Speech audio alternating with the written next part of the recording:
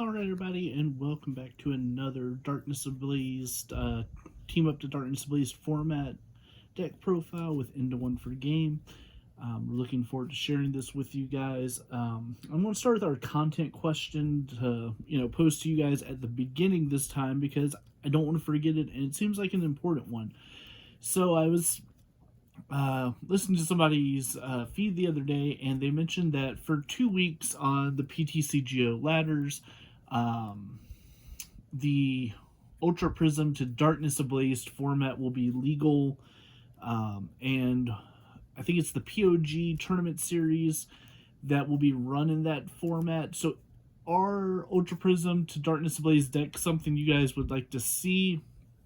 Comment below yes or no, or yes, but not as much as Team Up to Darkness Ablaze. Let us know so we can kind of gear that content towards you guys. Right now, me personally, I'm just going to kind of take some of the Japan lists that did well and probably play those for the ladder format. And, kind of on the same note, if you would like just the commentary on some of the Japanese lists, let us know, and I'll pull some up and see what we can put together in a video for you that's, interesting and informative. So if you haven't seen our deck profiles for Arceus Dogapalkia and Eternatus VMAX, we've been talking about, with the social distancing and everything, looking for people that would want to set up Skype or Zoom or Discord or Google Meet video gameplay. If you have a Twitch and you want to stream it on your Twitch while we play, we're happy to cross promote with you. Reach out to us here at the channel. We're looking for people that are 18 plus just because of not having to worry about minors and all those things. So sorry if that's you. If the next go around we find out that we can be more accommodating of that, no problem. But right now we're just going to say people who are of 18 plus legality are going to get the spots this go around. So this deck profile is probably the one that I am the least comfortable talking about, but I'm going to do my best to help you out because I played my fair share of Seismitoad. So if you couldn't tell by that, we're going to be talking about Vikavolt V. So start off with, we have 4 copies of Vikavolt V. He is kind of reminiscent of the old Seismitoad in that for a lightning and colorless, he has Paralyzing Bolt. Your opponent can't place item cards during the next turn, and it does 50 damage. So we do upgrade a little bit from Seismitoad's Quaking Punch, 30 damage, but we now have one colored energy cost and one colorless energy cost, which with the energy supports we have for Vs right now isn't that big of a deal just because we don't have anything that would give Vikavolt V that attack for 1 energy attachment. And then for Lightning colorless, we have Super Zap Cannon. We're going to have to discard 2 energies to do 190 damage. So both of these attacks are pretty solid for what they're doing. The main point of this deck, though, is Paralyzing Bolt. The 50 damage does kind of... I don't think it really scales as well as some people think it does, going from 30 to 50 when we go from Pokemon that have 200 hit points to 340 hit points. So I think it kind of isn't as good as Quaking Punch in that regard because the damage doesn't scale with the hit points that it is. But item lock is always something to look into. And we're going to be playing this as kind of like an item lock with a lot of control aspects that you'll probably notice as we go through the deck list. Hopefully, it's something that if this is your kind of deck, you'll find it interesting as well. If not, well, hopefully you'll at least learn what you can do to play against this deck. So, like I said, we're starting out with 4 copies of Vikavolt V. He's our main attacker in the deck. Really kind of our only attacker outside of one special case we'll talk about. We have 1 copy of Crobat V. That Night set, being able to draw to you have 6 cards is super handy. We have Tapu Koko V, who's got the Spike Draw, 1 for 20 damage and get to draw a couple cards, and Thunderbolt, or Thunderous Bolt for 200 damage and not being able to attack next turn.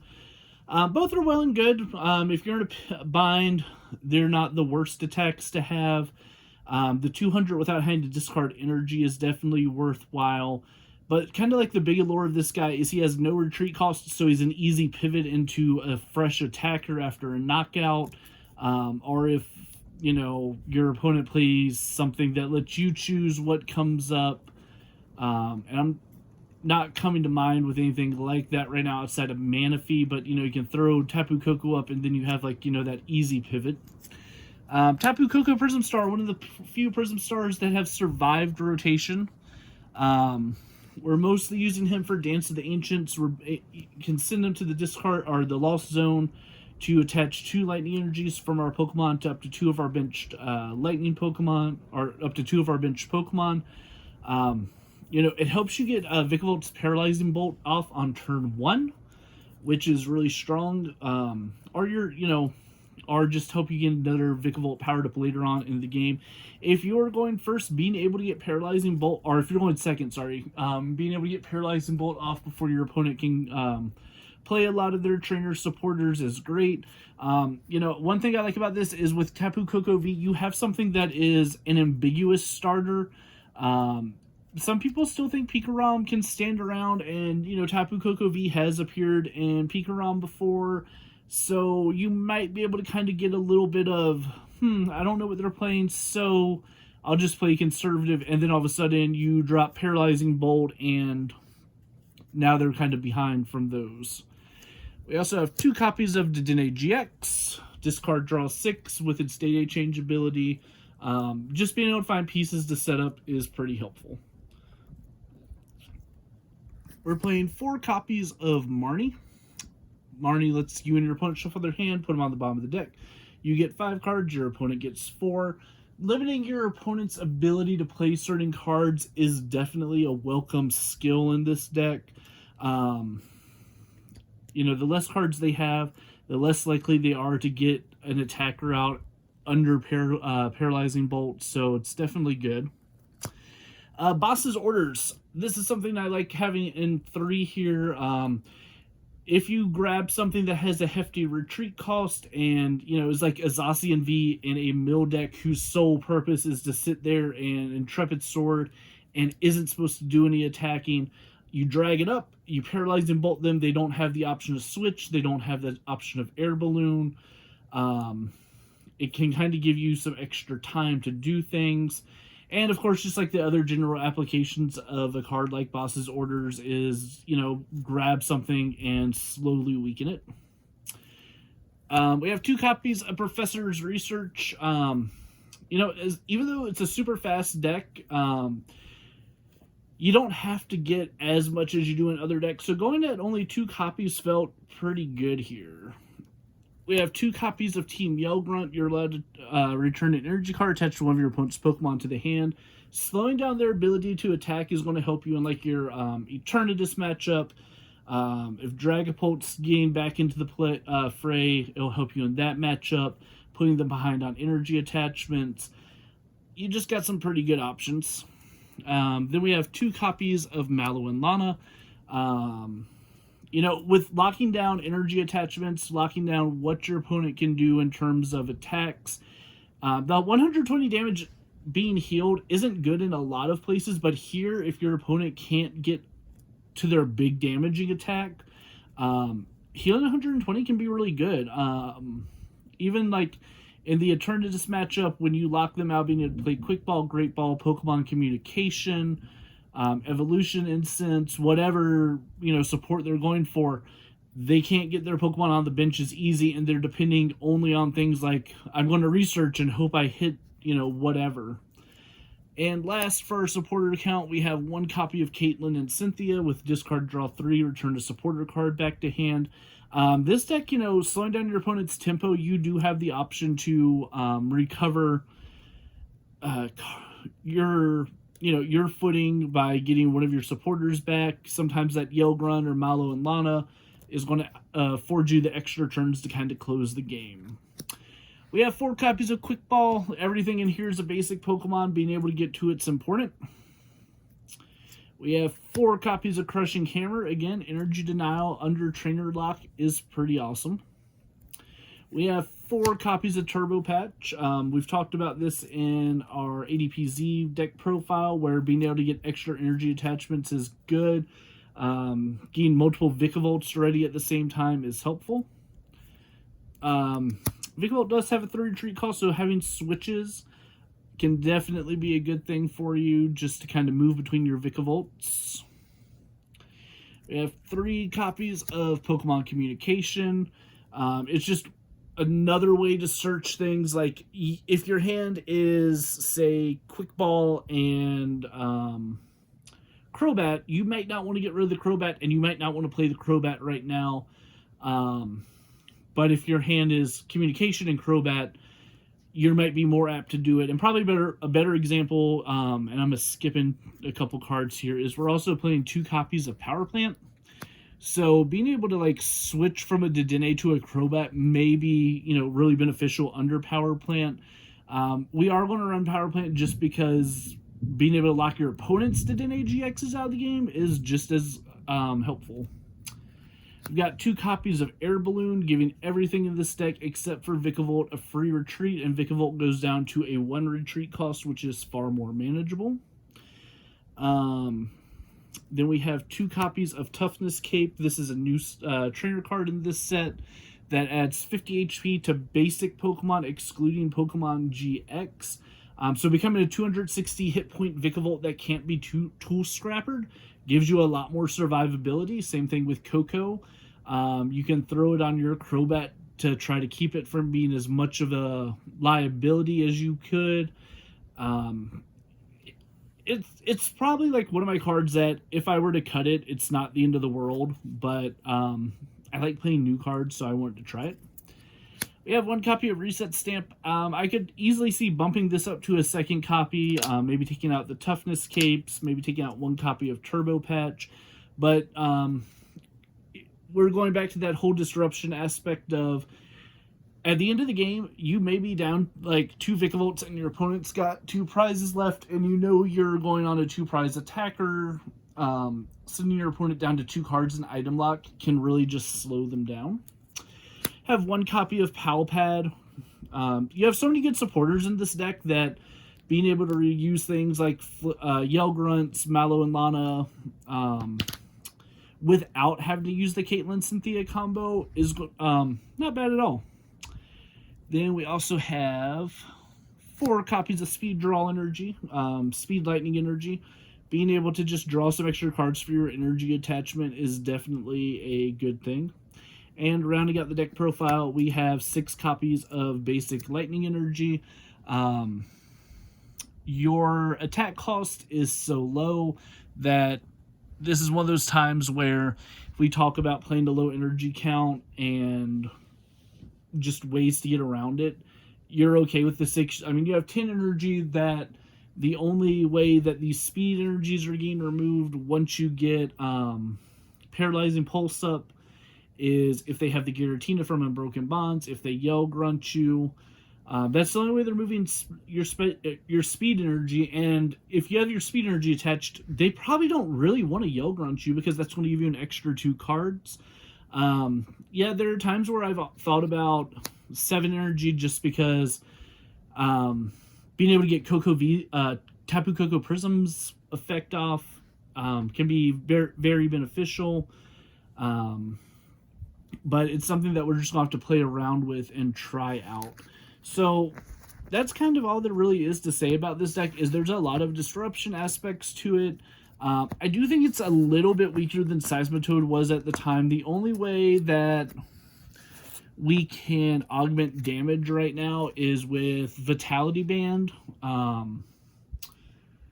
And 60 is okay because it opens up, like, takes some 4 shots down to 3 shots. And, if we're talking, we're going from 4 shot to 3 shots, still feels bad in terms of damage output, and it's not that big of a difference, especially considering you can just kind of slow roll yourself there. Some of the things you really want to think about as you're playing this deck is, are there turns where using Super Zap Cannon is better than using Paralyzing Bolt? I mean, if you've Marnied your opponent and they've blown through a lot of resources, or you reset stamp your opponent and they're out of resources, and Zap Cannon picks you up a KO on a big attacker. Maybe you just super Zap Cannon and, take the loss of a Vikavolt.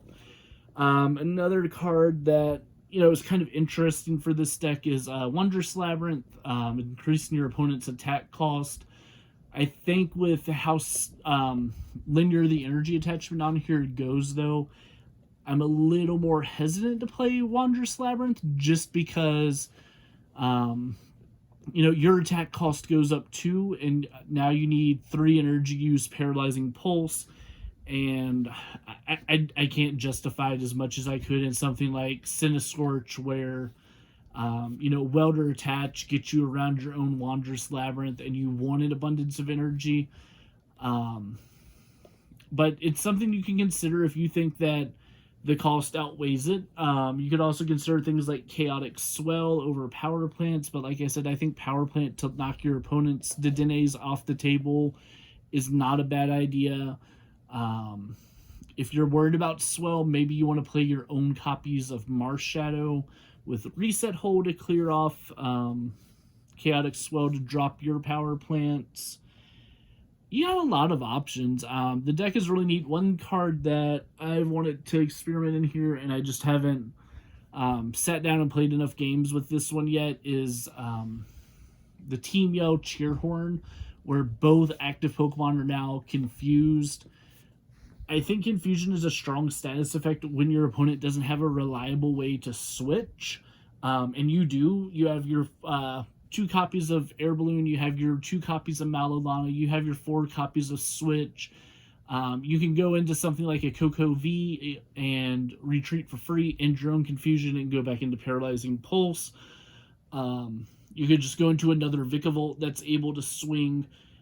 So I think it's an interesting card. I'm not sure what I would take out for it right now, but like I said, when we start sitting down and playing our tabletop games, it's definitely something I'm going to consider as like an additional card to add in here. Maybe I could go down on like my Turbo Patch or Communication Count. Maybe going down to just 3 speed draws to try them. I don't know. It's kind of fun when you just have that time to build a deck, try out what you're doing. I think you kind of get a lot of decent matchups with this deck. I think you get a close Eternatus matchup depending on if you're going first or not, or if you go second and you get off Paralyzing Pulse. I think it's really easy to strand some things. I think the Energy Denial really hurts Eternatus. And that's kind of one of the reasons I would think about a second stamp is, Yell Grunts plus Reset Stamp puts their hand into, like, the deck, and they might not draw into the energy to get the reattachment. And that's one of those matchups where, 3 Paralyzing Pulse and then a Super Zap Cannon gets an Eternatus VMAX. And it becomes a question of, is it worth it to do that? I think you get a good, probably at least 60-40 matchup on Arceus Palkia Zacian. They depend on so many item cards to get set up. Being able to lock them out of those item cards is helpful. I don't know how I feel about like your Centiskorch matchup.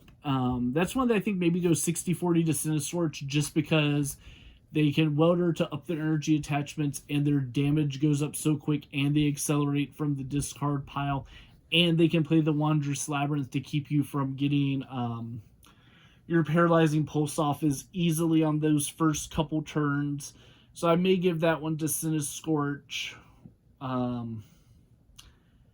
Those are like the big 3 that I always kind of think about when I'm looking at decks. I mean, yes, you have cards like decks like Mad Party where they cap out around 240 with a reasonable setup, and your Tough Cape lets you go 2 for 2 against the Mad Party crowd.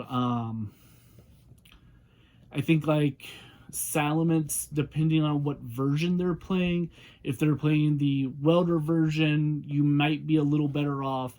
If they're playing the Crazy Code version with like a heavier recycle energy count, you might be on the bad end of that one.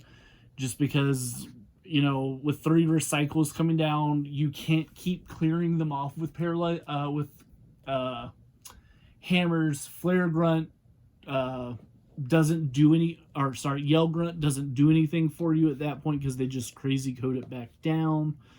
Greedent, if it becomes a thing, I think you keep like a decent matchup because they can't hide behind dolls. You do have to deal with their Cursulas, but this is what, you know, Greedent's probably another deck where I sit there and go, I probably need to put in another reset stamp to give me the stamp followed by Paralyzing Pulse to kind of lock them out of the game. So anyway, like I said, I hope you guys get something out of this video. I don't play a whole lot of control decks in Pokemon. It is a deck that like I like in other card games, but I definitely want to give this a try because I do think it's a strong deck. I do think it has winnable matchups against the top 3 decks. Like I said, Centiskorch is probably your worst of the top 3, with my opinion being the top 3 are Centiskorch, ADPZ, and Eternatus VMAX. I think this guy can be a tier 1, but he kind of sits at like the low tier 1 table where I don't believe in like the half tiers, but you know, if you think about those 3 being clear tier 1 decks, this is like tier 1 with skill. You know, whenever people ask me like, how do I define a tier list? To me, tier 1 is you can pick it up and you can play it and you can do good with having seen it very little. Like you could sit and watch, you know, other PokeTubers go and stream 20 games of Eternatus VMAX and have a pretty good idea of how to play Eternatus VMAX. With a deck like this, though, I feel like there are so many small nuanced plays on how you disrupt your opponent, how you work around certain things that they're doing, that you can't just say, oh, I'm going to go watch, you know, Tricky Gem or Azul or Tablemon stream, you know, 5 games of Vikavolt and have a good idea to play it. You'll watch 5 games and see 5 completely different matchups. You'll probably see 5 scoops on a ladder match just because people get tired of playing against item lock decks. So it's a deck where if you don't put the time into testing it, you're going to have a harder time. And that's not to like discount the other 3 decks being the more you practice them, the better you are with them. Yeah, practice is always going to make you do better with them, but if you wake up on a Saturday and you're about to go to a cup or you're about to play in the Sunday Open and you're like, oh man, I forgot to build, you know, your new rogue concept. What can I play? I feel like if you've watched enough Eternatus, Centiskorch, ADP Zacian matches, you're okay to take that deck and play it. So I think they're like the higher tier ones just because like they can be straightforward enough for whoever. Whereas I think this, you need to put in the practice with it to do well with it. All right, well, that's it for this deck. I'm waiting on a few cards to come in to finish building some other decks. So you may not see a new deck for a couple of days, and I apologize. But again, you know, each video that we've put out with deck profiles has asked a question of you, our viewers. And we would love to get some of your feedback on things you would like to see. And if you are interested in taking advantage of some collaboration with streaming with, having your games recorded with us while we play on Skype or Discord, or doing a split stream of, you know, you playing for your Twitch channel and me just recording our gameplay, feel free to reach out. All right, have a good night, guys.